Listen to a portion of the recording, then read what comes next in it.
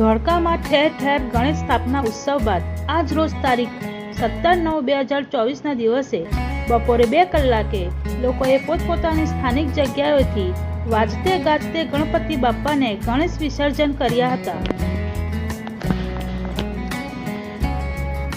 Chief reporter Nazir Khalifa, today news, Dholka.